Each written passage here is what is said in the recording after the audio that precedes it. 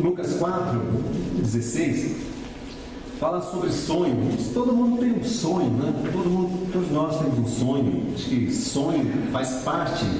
Quando Deus criou o ser humano, já colocou dentro do coração dele ali o sonho, que é o seu combustível, que ele determina, que ele coloca a sua meta, a sua direção, ele sai atrás em busca disso, para que quando tiver tempos difíceis e também obstáculos, ele lembrar do seu foco, do seu alvo, e assim ele poder criar energia para poder atingir.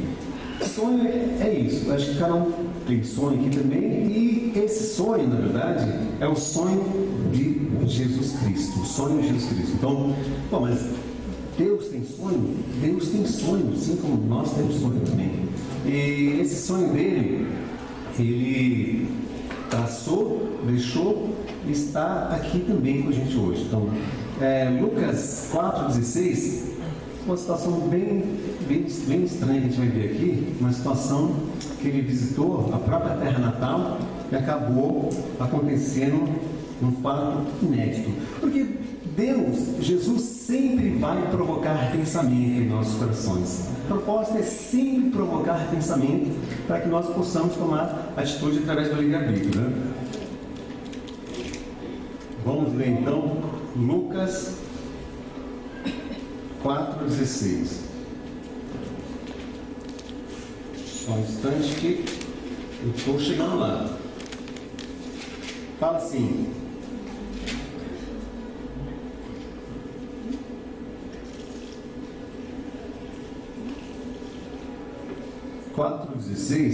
vamos ler do 4:14 para a gente poder entender melhor. Jesus voltou para a Galiléia no poder do Espírito, e por toda aquela região se espalhou a sua fama. Ensinava nas sinagogas e todos o elogiavam. Ele foi a Nazaré, onde havia sido criado, e no dia de sábado entrou na sinagoga, como era seu costume. Levantou-se para ler. Foi entregue o livro do profeta Isaías.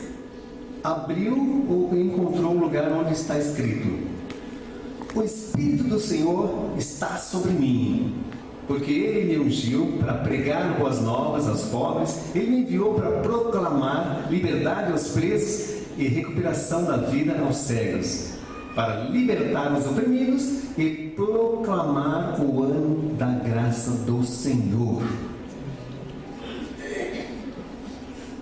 Essa foi a pregação de Jesus.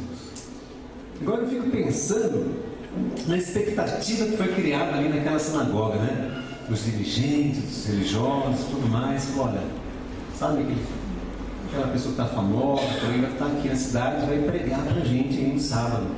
Então, com certeza, criou-se uma expectativa muito grande, né? Puxa, o que será que ele vai falar? Ele vai falar, ele vai fazer coisas maravilhosas. E Jesus Cristo chegou, falou isso e não falou mais nada. Foi sentar-se no local. Vamos seguir um pouco mais adiante. Então ele fechou o livro, devolveu ao assistente, assentou-se. Na sinagoga todos tinham os olhos fitos nele. E ele começou a dizer: hoje se cumpriu a escritura que vocês acabaram de ouvir.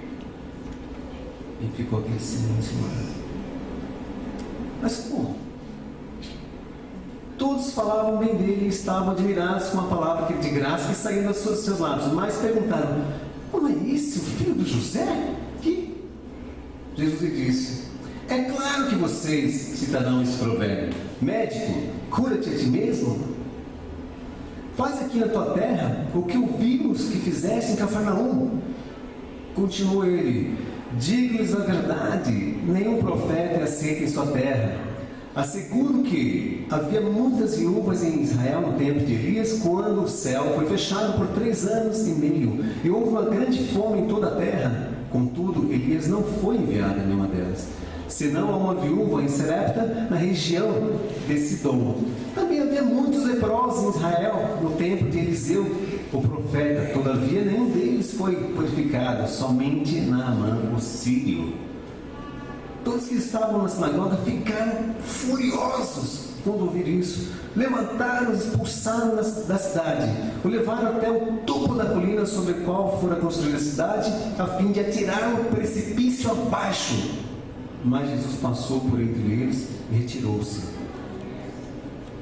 Então, essa expectativa, a alta expectativa que foi criada, não foi suprida, porque o desejo dos corações daquelas pessoas que estavam ali não era isso que queriam ouvir.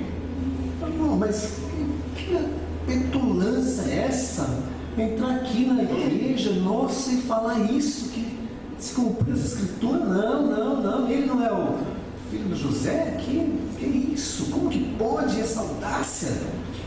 De repente, Jesus, ele sempre vai provocar pensamento em nossos corações, assim como a palavra diz, a palavra é viva e poderosa e cortante, vai até o fundo da alma, do espírito, e traz à tona os desejos que estão dentro do nosso coração. Foi o que ele fez ali. Pessoas que, doutores da lei, fariseus, estavam tudo ali, sabendo da Bíblia de ponta a ponta, mas o coração deles, Deus quis ter o coração deles, onde estava o coração deles. De repente, imagine só, pegaram furiosamente Jesus à força e foram levando aquele tumulto que foi ocorrendo, levaram o topo da colina. Acredito que levou um tempo para subir com todo aquele tumulto. De lá, a ideia era jogar o precipício abaixo. O próprio autor e consumador da vida, o próprio Senhor Jesus Cristo. Então, veja até que ponto que chega, né, o nosso coração. Então, eu falo sobre o sonho de Jesus. Ele teve um prazo, ele teve começo, meio e fim. Ele teve começo, meio e fim. Então, ele deixou para a gente a forma, o molde. E exatamente isso nós vamos ver. Então, Jesus saiu daqui, ele começou então o seu ministério. Em Marcos 1,16, vamos dar uma olhada. Marcos 1,16, Jesus então começa o seu ministério, lembrando que Deus é um Deus de relacionamento. É um Deus de relacionamento. Ele quer o coração de coração, coração para coração, assim como no casamento. Ele não é um Deus de multidão, ele é um Deus de relacionamento, tete a tete. Ele é um Deus que quer o seu coração, mas ele quer um relacionamento íntimo com você. Certa ocasião, Jesus falou assim, mas essa multidão toda está aí, estão cansados, querem ir embora. Ele falou, vão embora. Ué, vocês também querem ir embora? Ele é um Deus de qualidade de relacionamento. Ele não está procurando fazer multidões. Ele quer cada coração individual. Assim como falado na ceia, ele quer relacionamento, aquela ovelha individual. Ele começa o ministério, Marcos 1,16, são escrituras que já sabemos. Fala assim, andando à beira do mar da Galileia, Jesus viu Simão e seu irmão André lançando as redes ao mar, pois eram pescadores, e disse Jesus, sigam-me, eu os farei pescadores de homens. Ali ele começa já a criar um laço já de amizade, e ao mesmo tempo já dando direção específica para que eles estavam sendo chamados. Ele queria laço de intimidade com eles. Começou já a chamá-los, chamar um, chamar outro. Ele queria já montar já o seu grupo. Então, vejam bem, é um Deus que ele vai ensinar a arte de fazer amigos, a arte de você se relacionar. Então ele precisava juntar esse grupo. Esse grupo aqui foi diferente do outro grupo. Simplesmente um coração pronto para ser direcionado. E Lucas, vamos para Lucas 6. O sonho de Jesus está começando a se desenvolver. Lucas 6,16 fala sobre, ele começa agora a montar o seu time. Ele precisa agora escolher e montar o seu time para poder levar adiante o seu sonho. Lucas 6, de 1 e 2 fala assim: o sonho de Jesus. Num daqueles dias, Jesus saiu para o monte a fim de orar. Ele passou a noite orando a Deus. pedindo direção de Deus. Ao amanhecer, chamou os seus discípulos e escolheu 12 deles, a quem Deus designou apóstolo. Simão, a quem deu o nome de Pedro, seu irmão André, Tiago, João, Felipe, Bartolomeu, Mateus, Tomé, Tiago, filho de Alfeu, Simão, chamado Zelote, Judas, filho de Tiago, e Judas Iscariote, que veio a ser o traidor. Ele primeiro, agora ele monta um time específico, que ele quer esse relacionamento mais estreito ainda, ele quer passar a ensinar-nos tudo que era para ser feito. Então ele já começou então o seu ministério de relacionamento, designou então os 12 na qual andaria com ele, seriam o mais próximo dele. Em João 4, vamos dar uma olhada no que aconteceu.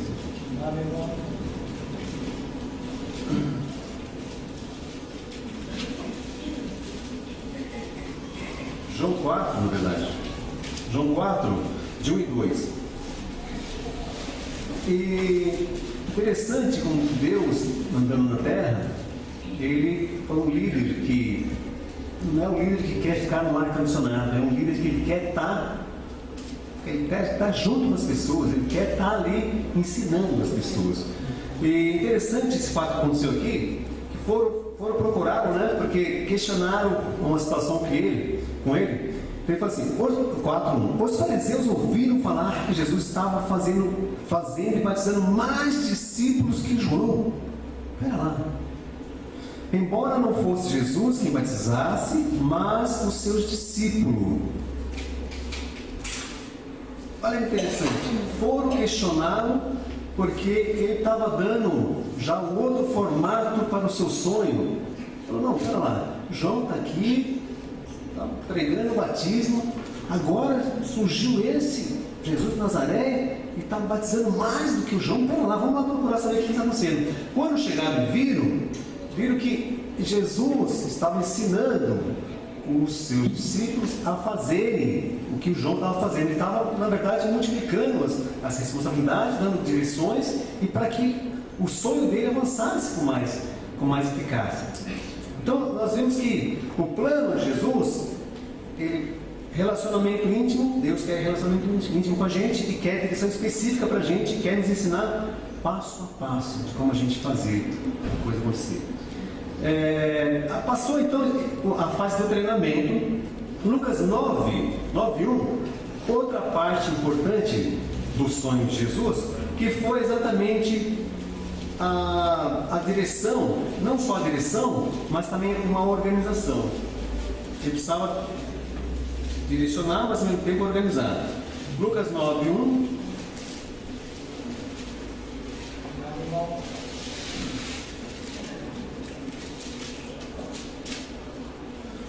Fala assim, Lucas 9:1. Reunindo os 12, Jesus deu-lhes poder e autoridade para expulsar todos os demônios e curar doenças. Enviou a pregar ao reino de Deus e a curar os enfermos. E disse-lhe, não leve nada pelo caminho, nem bordão, nem saco de viagem, nem pão, nem dinheiro, nem túnica extra. Na casa em que vocês entrarem, fique ali até partirem. Se não os receberem, sacudam a poeira dos seus pés quando saírem daquela cidade, como testemunho contra eles. Então eles saíram e foram pelo povoado, pregando o evangelho e fazendo curas em toda parte. Ele começou já a designar. Aqui já está na fase que ele pegou, já estava com 72 discípulos, 72 pessoas. Vamos imaginar, então ele separou o grupo, mais para frente, quando vocês leem em casa, ele separou o grupo de 72 pessoas, dividiu em grupo de 6 por 12, ou então pegou 12 grupos de 6. Ele separou, organizou e mandou sair para pregar o Evangelho, pregar o reino de Deus. Então ele deu direção específica. Tem alguma coisa lembrando aqui como bate-papo, né? Lembrando um grupo menor de 6 em 6, para poder, ao mesmo tempo, ter um relacionamento, mas ao mesmo tempo um cuidar do outro e em direção específica a pregar o reino de Deus. Amém. Então foi algo que esse sonho teve começo, meio e fim. Deus é um Deus de relacionamento e dando direção específica. Vamos um pouco mais adiante. Lucas 10:1. o sonho de Jesus. Depois disso, o Senhor designou outros 72 e enviou 2 a 2 adiante dele a todas as cidades e lugares para onde eles estavam prestes a ir. Ele disse: a colheita é grande, mas os trabalhadores são poucos. Portanto, peçam ao Senhor da colheita que mande trabalhadores para a sua colheita. Vão, eu estou enviando como cordeiro entre lobos. Não leve bolsa, nem saco de viagem, nem sandálias, não saúde ninguém pelo caminho. Outra direção específica. Falou: existe um problema, tá? A colheita é imensa, é enorme, tem corações sedentos aí fora, mas tem poucos trabalhadores. Então vamos fazer o seguinte: vamos orar para Deus, para que Deus possa dar mais trabalhadores, para que a gente possa dividir e ao mesmo tempo avançar o reino de Deus. Exatamente o sonho de Jesus. Ele sabia que existia esse obstáculo, mas também estava dependendo de Deus para poder mandar mais trabalhadores, né? Vamos ver o resultado. No 10:17 fala sobre o resultado que aconteceu aqui quando eles voltaram. 10:17 fala assim: os 72 voltaram alegres e disseram: Senhor, até os demônios submete a nós em teu nome. Ele falou assim, ele respondeu: eu vi Satanás caindo do céu como um relâmpago. Eu lhe dei autoridade para pisar sobre cobras, escorpiões, sobre todo o poder do inimigo. Nada lhe fará dano. Contudo, alegre-se, não porque os espíritos submetem a você, mas porque os seus nomes estão escritos nos céus.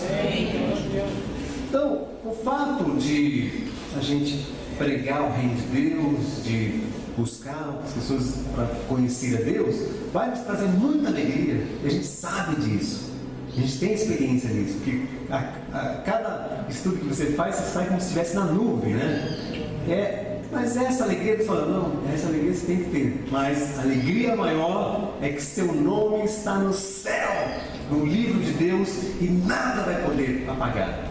Nada vai poder apagar. Você foi escolhido, nada vai poder apagar. Então, que a nossa alegria seja canalizada da maneira certa. Maneira certa. Esse vídeo que nós vamos ver é exatamente isso. Foi canalizado da maneira certa.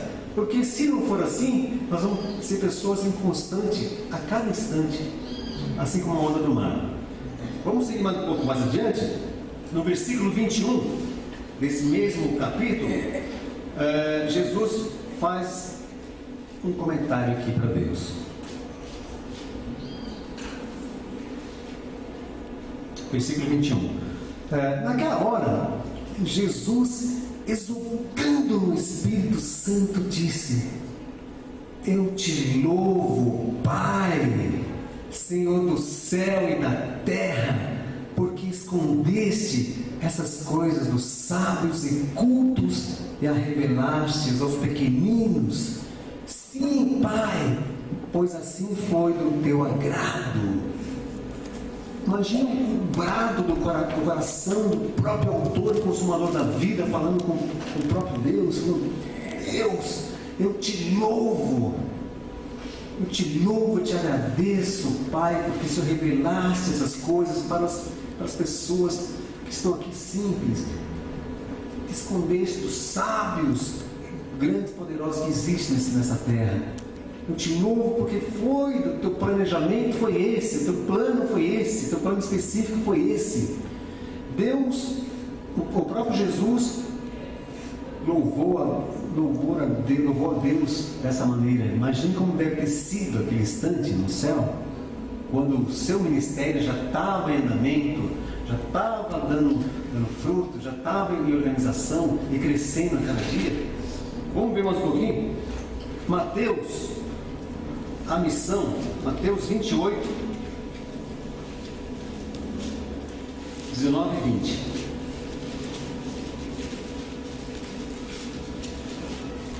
Mateus 28, 19 e 20 fala assim: portanto, vão e façam discípulos de todas as nações, batizando-os em nome do Senhor a tudo que tem que lhe ordenei.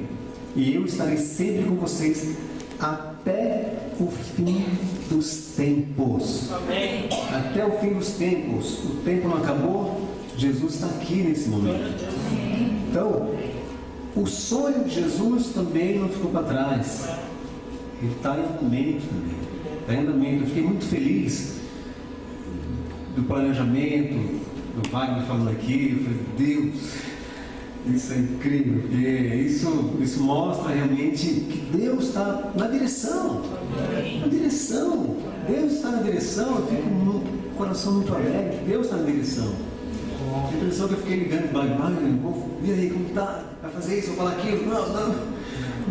Então Deus está na direção, o sonho de Jesus continua. Agora, com a missão, ficou bem claro o ponto, o objetivo, o alvo específico, né? Atos 1, 12. Vamos ver o que aconteceu.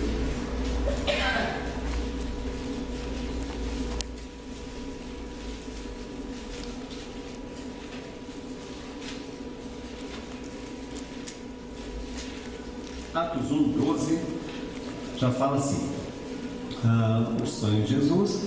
Então eles voltaram para Jerusalém, vindo do monte chamado das Oliveiras, que fica perto da cidade, cerca de um quilômetro.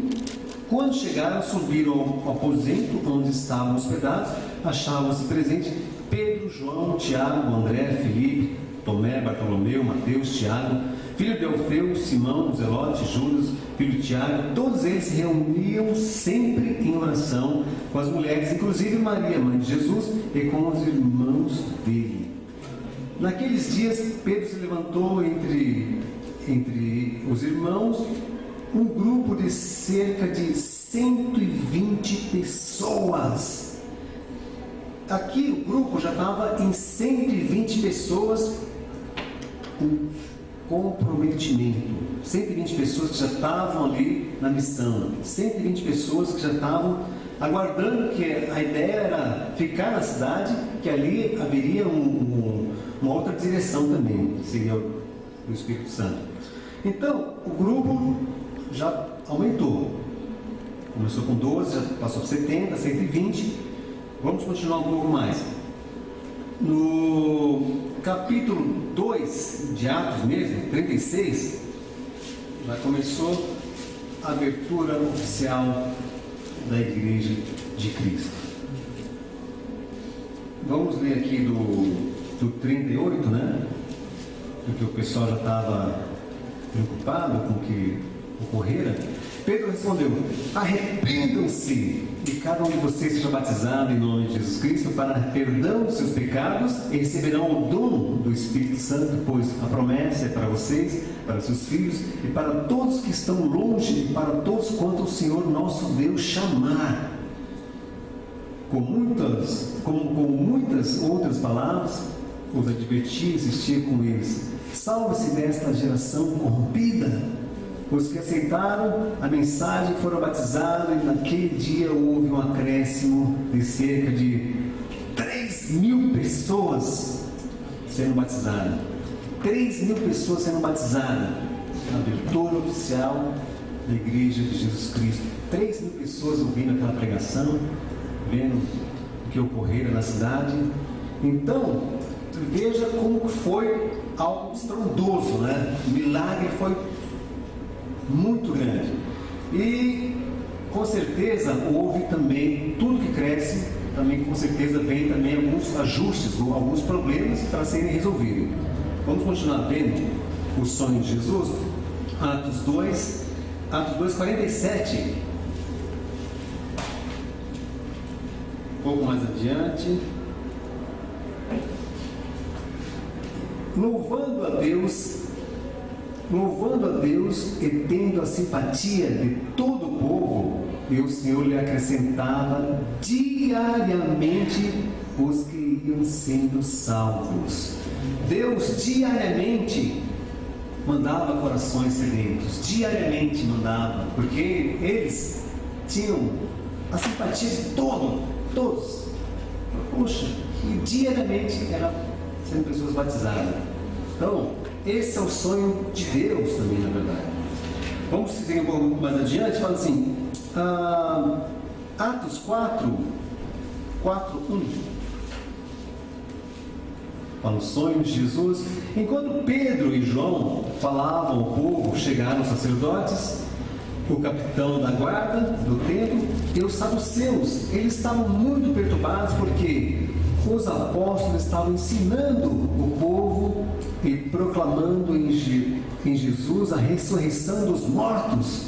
Agarraram Pedro e João, como já estava anoitecendo, colocaram na prisão até o dia seguinte. Mas muitos dos que tinham ouvido a mensagem creram, chegando o número dos homens que creram perto de 5.000 pessoas. 5.000 pessoas. Crescimento constante, porque eles estavam já fazendo e ao mesmo tempo ensinando as pessoas a missão. Eles cuidavam de tudo, mas ao mesmo tempo dividiam a responsabilidade com todos. E por isso o crescimento foi tão grande. E tem que ser tão grande. Atos 5:41.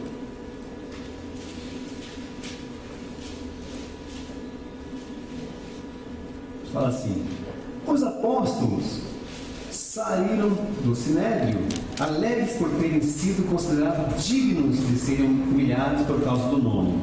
Todos os dias, no templo e de casa em casa, não deixavam de ensinar e proclamar que Jesus é o Cristo. Todos os dias, de casa em casa. É como se a gente está diante, na verdade, de um direcionamento que nós deixamos para trás. Estamos resgatando novamente isso. Deus está falando, olha, a direção, volta para a direção. Então nós temos que assumir, cada um de nós, com os nossos próprios coração, assumir o que Deus está querendo falar para cada um de nós. É que cada um divida e cada um possa, a cada dia, pegar as pessoas que Deus vai mandar para a gente poder ensinar qual o caminho que deve seguir. Então nós temos que realmente, estamos num momento muito bacana que Deus está direcionando, não só a Igreja da Lapa, acredito que todo o reino dele, na verdade, né? E tudo que cresce muito, também cresce também os problemas, as perseguições. Então, com certeza, também foi falado, tudo que vamos fazer para focar no reino, avançar o reino, vai vir perseguição, em casa, no trabalho, enfim. Aqui não foi diferente também. Vamos ver algumas coisas que aconteceram aqui. Em Atos 6:1,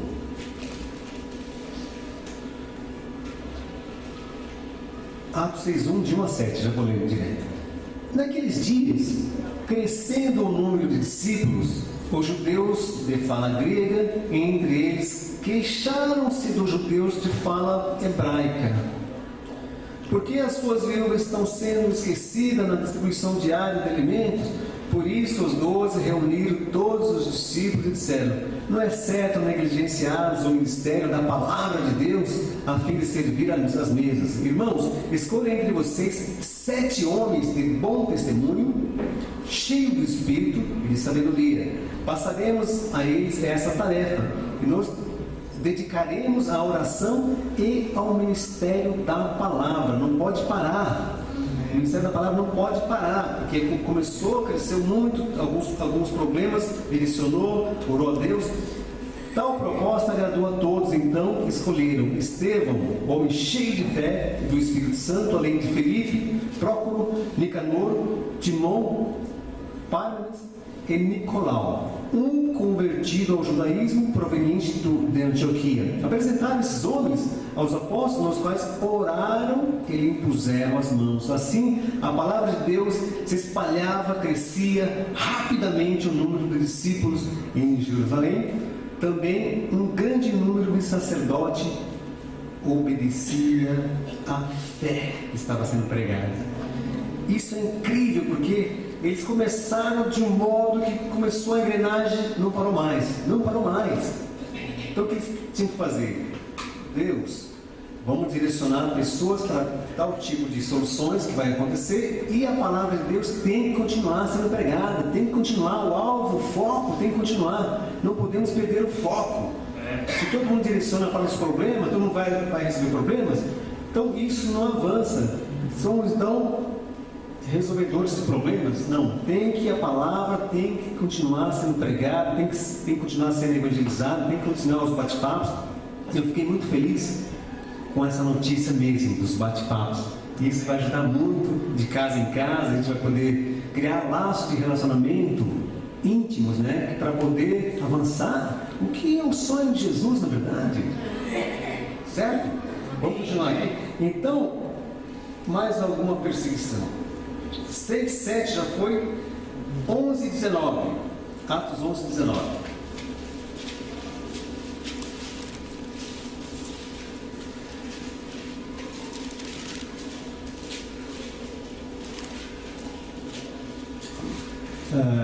A igreja em Antioquia.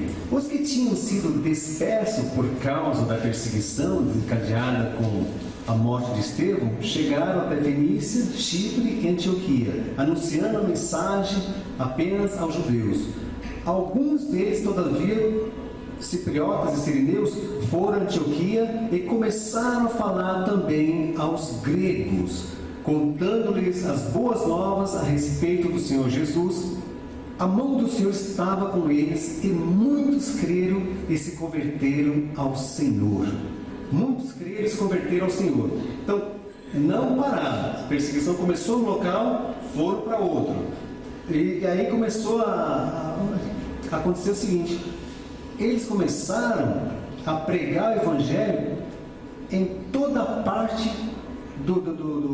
da Ásia, e o número de discípulos aumentaram a tal ponto que nós vamos ver depois no vídeo o que aconteceu. Vamos agora em Atos 16, 5.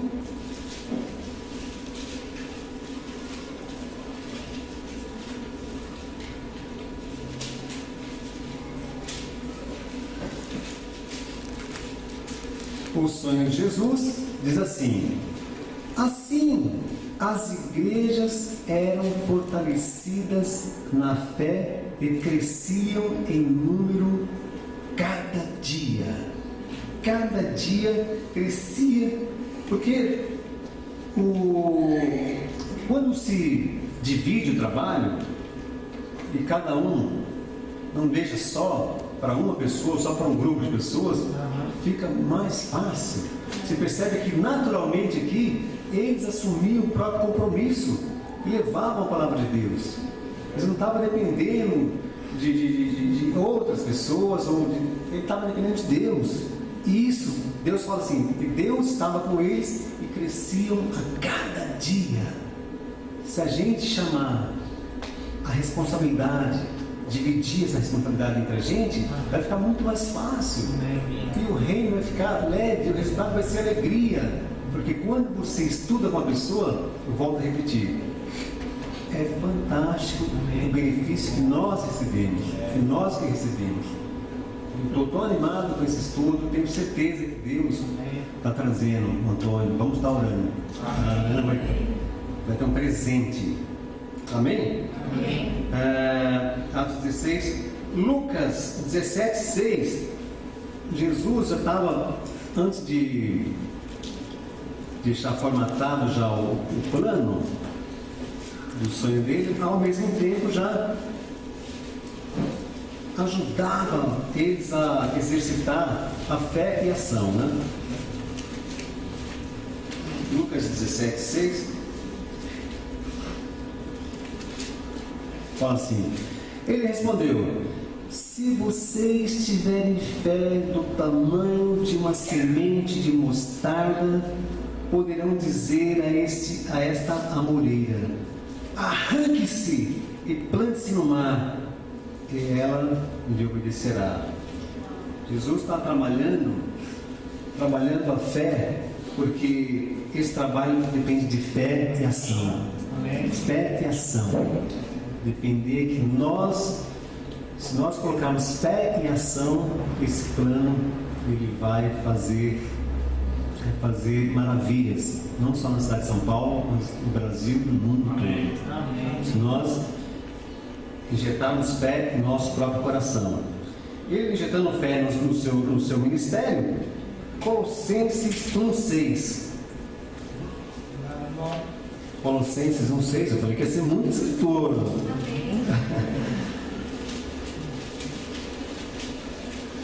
Colossenses 1,6.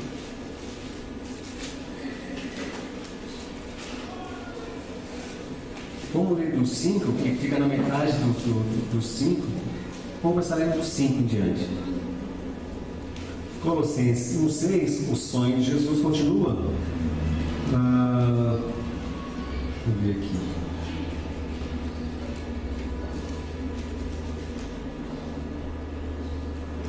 Vamos ler do 3 ao 6, para entender melhor.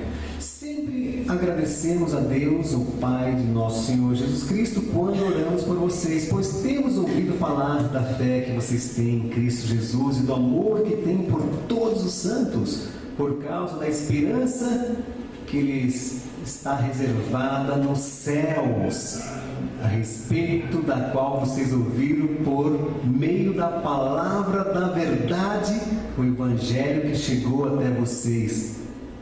Por todo mundo esse Evangelho vai frutificando e crescendo, frutificando e crescendo, frutificando e crescendo, como também ocorre entre vocês, desde o dia que ouviram, entenderam a graça de Deus em toda a sua verdade.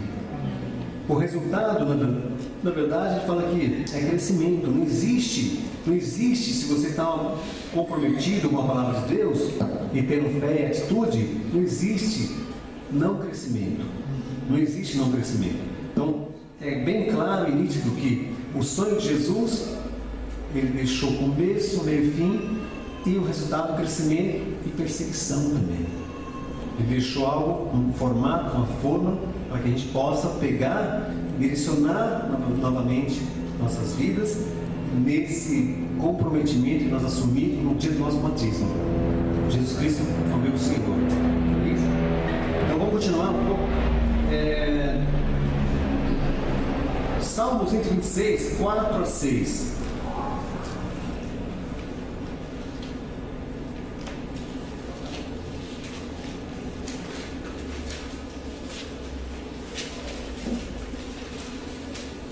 (126) 4 a 6.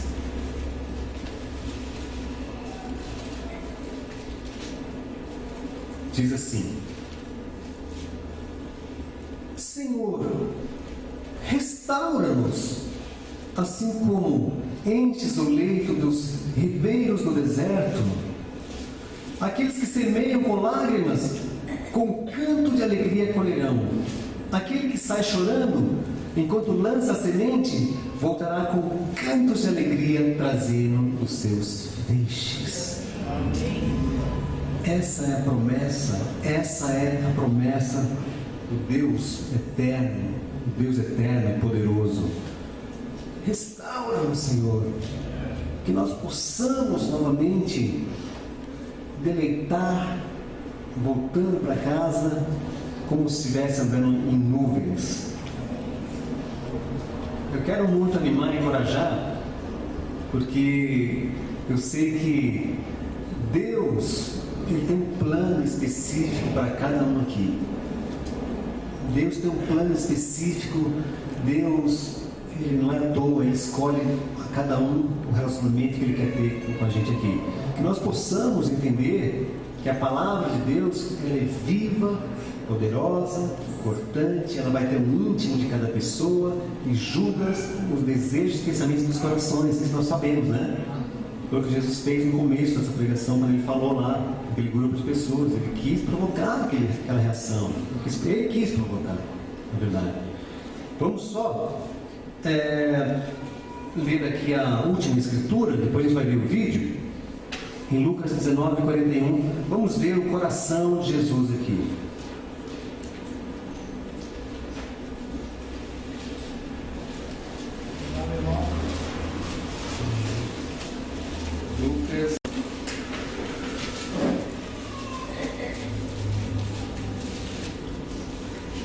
9h41. Todos lá?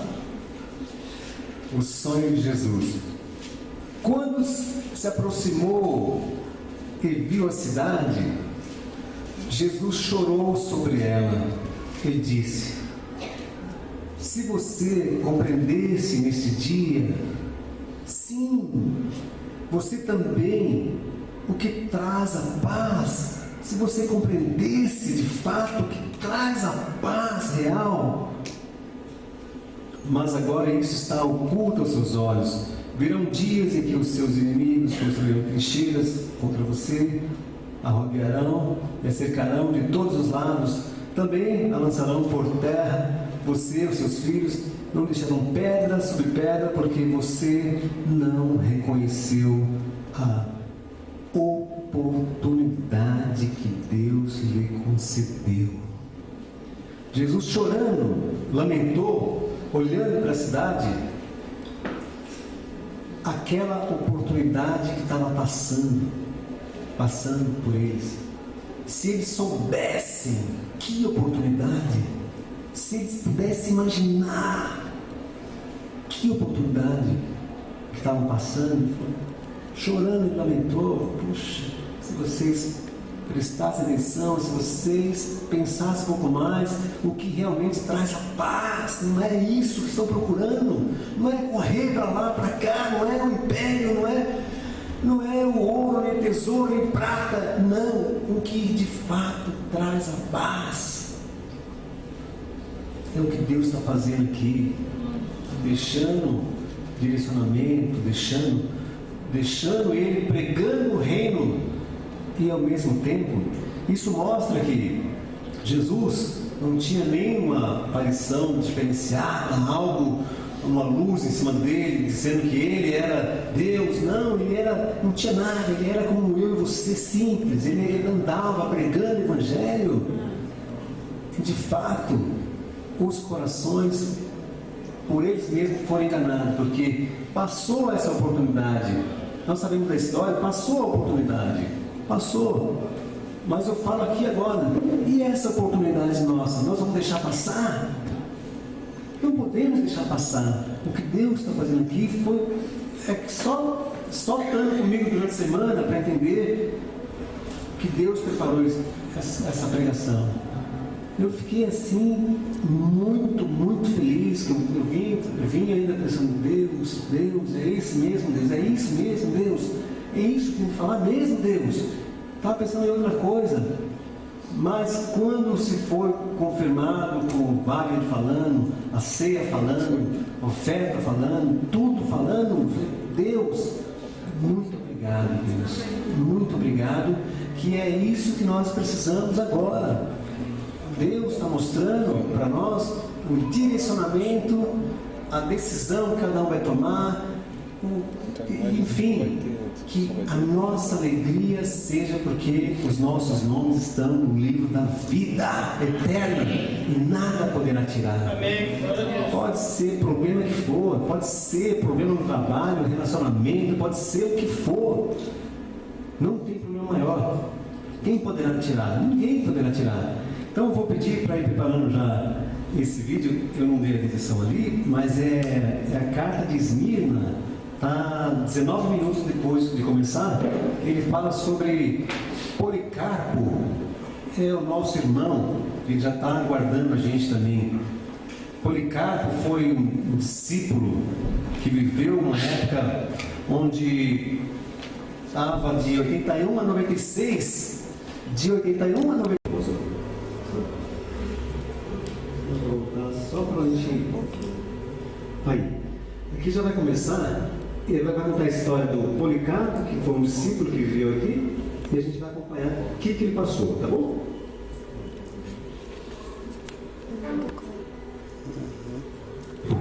Isto os ajudou a não temer.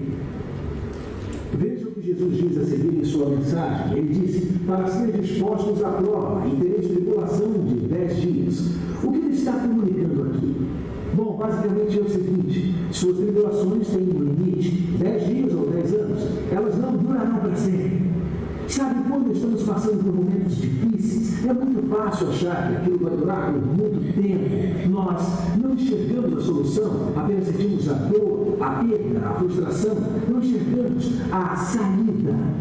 Então, o que Jesus está nos dizendo aqui é o seguinte: lembre-se, os momentos difíceis não durarão para sempre. Deus continua soberano, Deus impõe limites. Podemos estar no calor da batalha, mas sabemos quem vai vencer a guerra. Portanto, esqueça a dor do presente, olhe para o horizonte.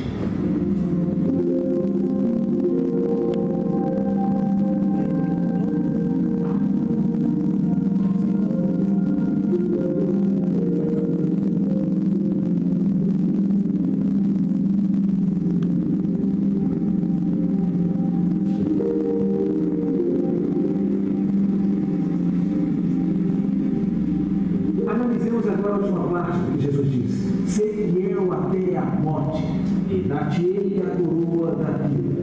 Você sabe o que torna as possíveis provações tão dolorosas? A nossa imaginação.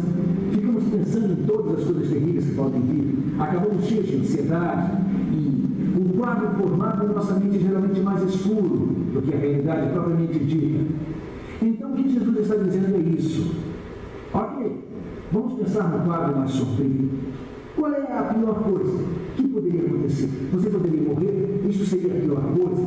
Digamos que você morre em minha casa.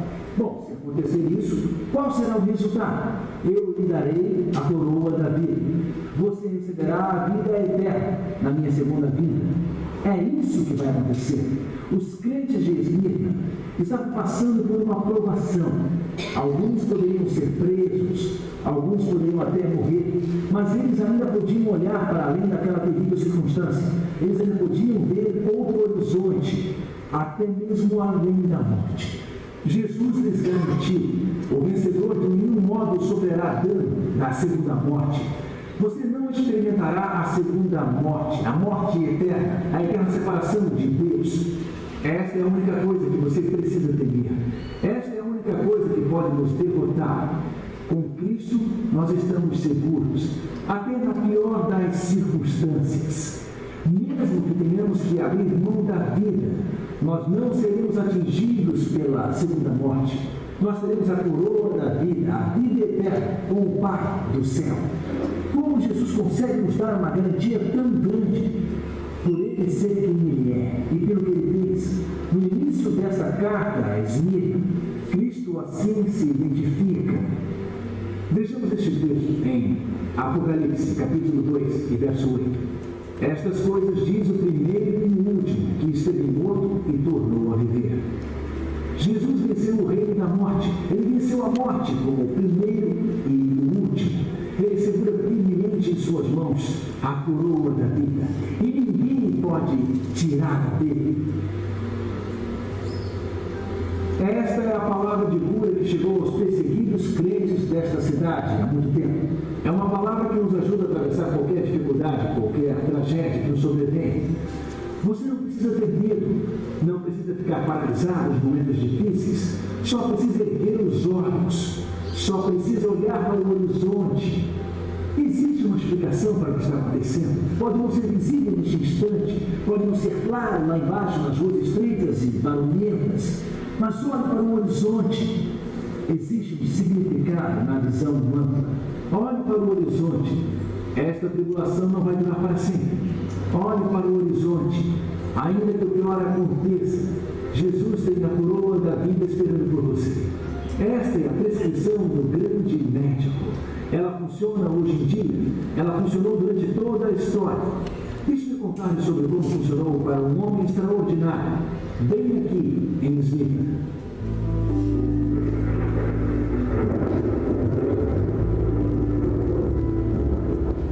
Hoje eu agradeço-lhes por permitirem que eu compartilhe do cálice de Cristo e dos mártires, cujos corpos e almas ressurgirão na eternidade do Espírito.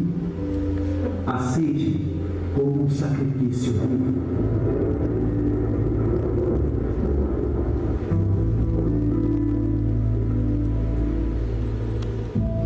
Seu nome era Policarpo. Ele tinha sido discípulo do apóstolo João era o bispo da igreja em Esmirna. Certa noite, oficiais romanos foram prendê-lo numa casa de fazenda fora da cidade. Os cristãos estavam sendo torturados até a morte naquela região. Seus corpos eram esfolados por se negarem a adorar a César. Mas Policarpo recebeu esses oficiais com uma alegria tão serena que os chocou. Ele os convidou a entrarem e se alimentarem. Depois ele pediu que lhe concedesse 1 hora para orar calmamente. Após a oração, eles levaram Policarpo para o estádio, no centro da cidade.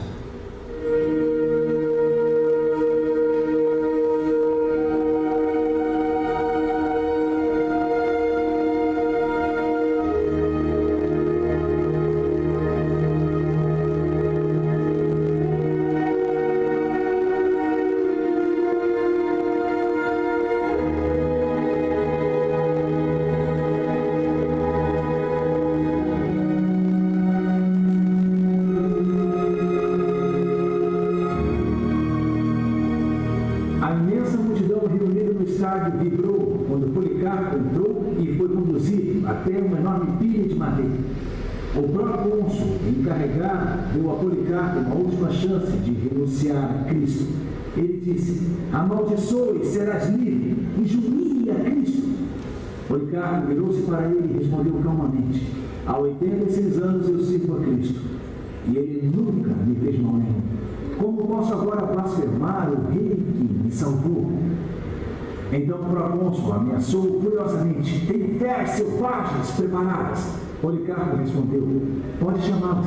Não tenho razão para trocar o melhor pelo pior. Durante sua aprovação, as testemunhas ficaram impressionadas com a confiança e mesmo a alegria estampados no rosto deste líder cristão. Segundo o relato, sua face brilhava com uma graça. Ele não via apenas padrões sanguinários no estádio. Ele não via apenas a madeira prestes a ser incendiada. Ele olhava além, para o horizonte. As palavras transmitidas por seu mestre João lhe deram coragem. Elas o fortaleceram naquele terrível e glorioso dia em Esmirna. Jesus disse: eu lhe darei a coroa da vida. Você não sofrerá o dano da segunda morte. Quando os oficiais anunciaram que Policarpo não havia renunciado à sua fé em Cristo, a multidão gritou: que seja queimado vivo! Soldados amarraram suas mãos para trás e Policarpo proferiu uma oração. Ele orou ao Senhor dos anjos e das forças, de toda a criação e de toda a família dos justos. Policarpo agradeceu ao seu Senhor pela honra de testemunhar da sua fé daquela maneira. A oração de Policarpo terminou. O executor acendeu a fogueira e as chamas rapidamente tragaram o mártir. Ele falou com confiança até o fim, no meio das chamas. Ele falou da ressurreição. Ele falou da vida eterna. Ele não se deixou abater pelo horror da presente provação. Ele estava olhando muito além. Estava olhando para o distante horizonte.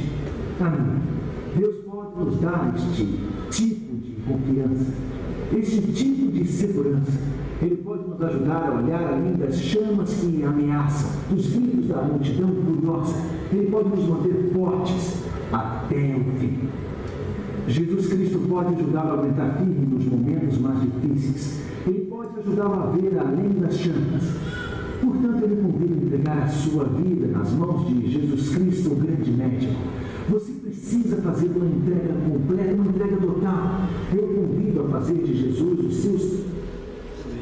É incrível, né? Você vê um ser humano até que ponto chegar com relação a nível de convicção de que a eternidade, que seu nome está escrito lá, e nada pode falhar. Eu vou terminar esse culto agora com a oração e que nós possamos refletir, ficar animado, né? Animado porque Deus está fazendo grandes coisas entre a gente. Deus está fazendo história com a gente. Então, que nós possamos estar daqui encorajados, animados, com a proposta dos bate-papos, com a direção. Isso vai ser muito bacana mesmo. A gente vai poder criar laços de amizades mais profundos também. Amém? Amém. Vamos terminar com a oração. Pai eterno, amado, engrandecido, exaltado, santo, Deus Todo-Poderoso, único, onipresente, onisciente, sabe de todas as coisas. Pai, obrigado pela tua palavra, Pai Santo, Deus eterno, que nos dá direção específica, Deus. Obrigado pelo teu amor, obrigado pela tua misericórdia, obrigado pela tua lealdade, obrigado pela tua paciência, obrigado, Pai, por nos conduzir, Deus eterno. Que nós possamos olhar para o horizonte e ver, Pai eterno, que estaremos eternamente junto com o Senhor. Amém. Muitas coisas não entendemos, muitas coisas ainda vai ficar para a gente poder entender, mas que nós possamos ter um coração de criança, Deus, um coração de criança igual da nova geração, para ouvir as histórias, para aceitar as histórias, Pai eterno, Santo, Deus Todo-Poderoso. O Senhor escolheu cada um aqui como se fosse a menina dos teus olhos, Pai. Ouvimos aqui nos anseios, Senhor, deixa 99, vai buscar aquela ovelha perdida, Deus, e traz no colo, acariciando e cuidando, Deus. Muito obrigado, Deus, por tudo, obrigado pela tua palavra, obrigado, Deus, por fazer parte do teu reino aqui na Lapa, Deus. Obrigado pela nova geração, obrigado, Pai, pela liderança que temos, em nome de Jesus Cristo, que eu oro e te agradeço, meu Pai. Amém. Amém. Amém.